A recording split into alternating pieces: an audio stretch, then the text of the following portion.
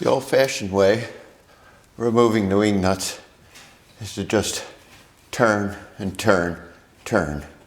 And after a while your fingers get really tired, and especially with the number of wing nuts that are available there.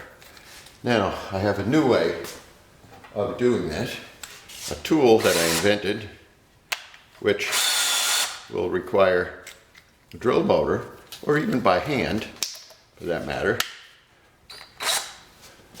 It's called a wing nut remover, and I'm going to place it on here like that, and then use the drill motor to remove the wing nut with the least amount of problem.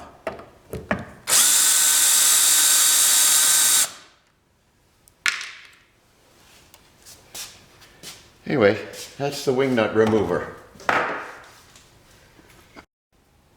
This is a close-up view of the wing nut remover and replacement in operation.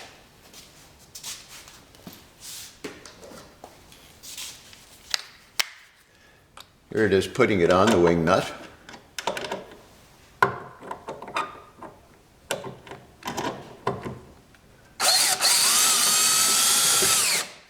Or, if you wanted to remove it,